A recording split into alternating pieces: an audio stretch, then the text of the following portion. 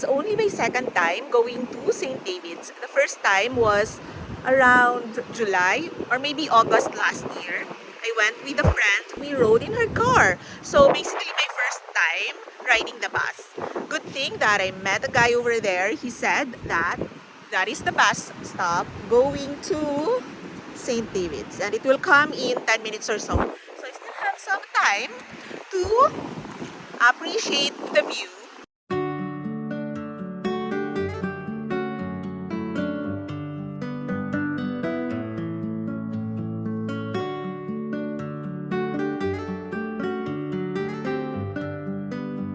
So here's the bus stop closest to the motorsports park, and that is where I am headed.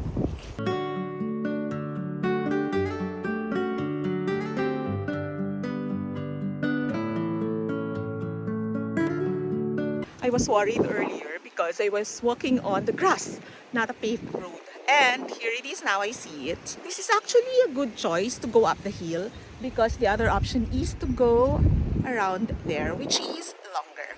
I was told by the driver to go here. So let's do that.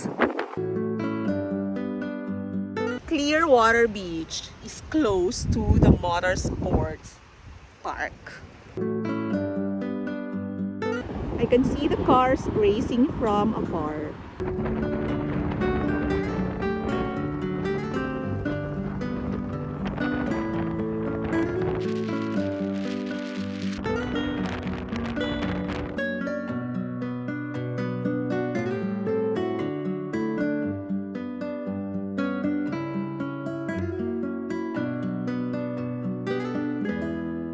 Nothing is going on right now, but when I was walking here, from afar I could hear the car racing. So maybe they are just taking a break and later they will continue with the race.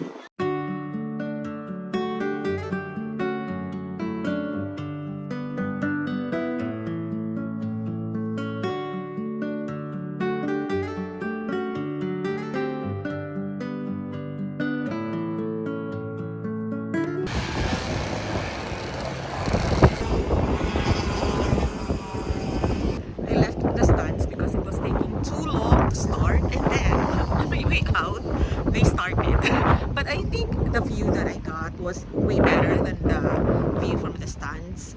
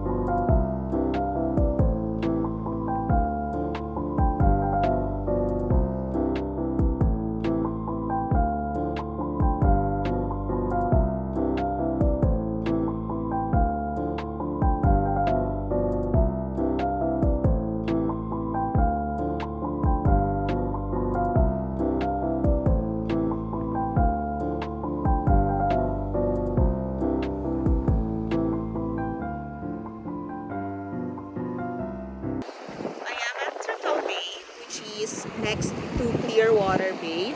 Clearwater Bay is much longer. This one is shorter, but I like this beach better.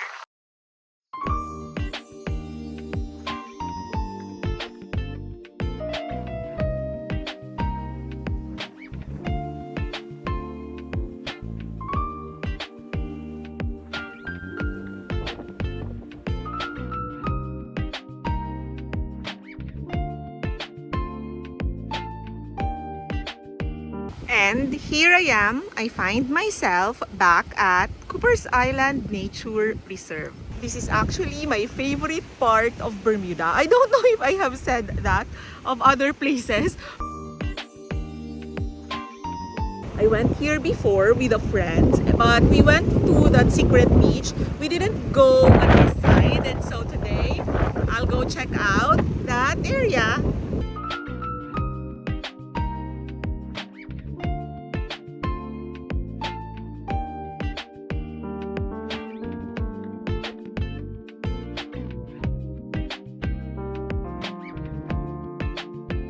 I think this is the end of the pathway.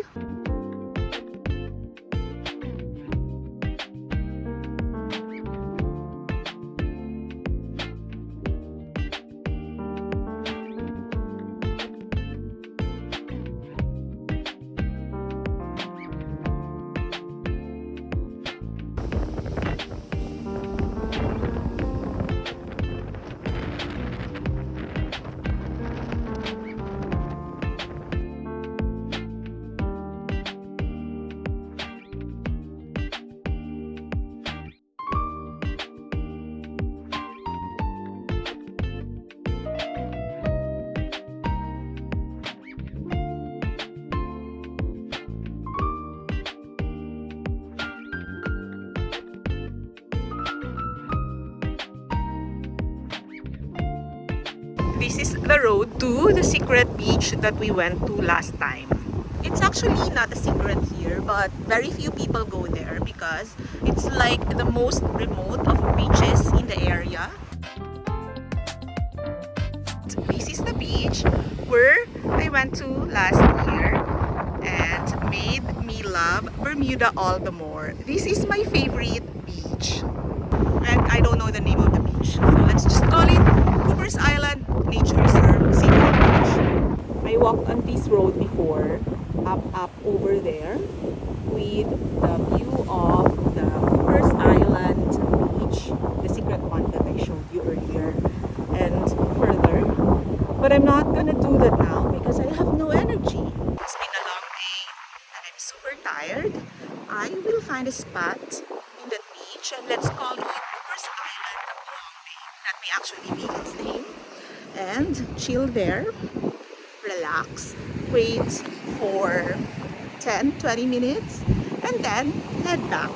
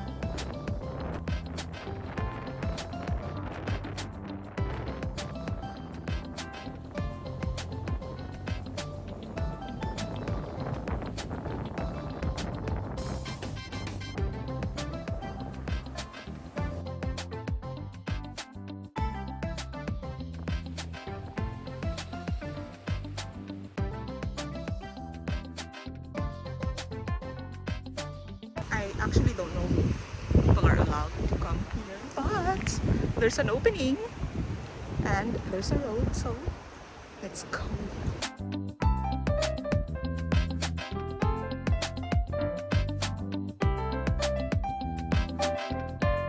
I'm so glad I came here because at least here it's not too windy and so it's not too noisy in the background.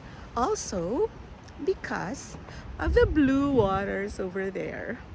It is so calm and peaceful here, unlike on the other side. There is a bay over there and maybe even there.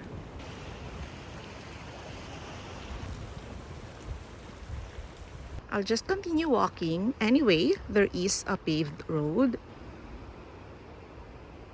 This is my favorite shade of blue. And over there, it gets darker. The camera does not do the place justice. It looks kind of pale here in the video.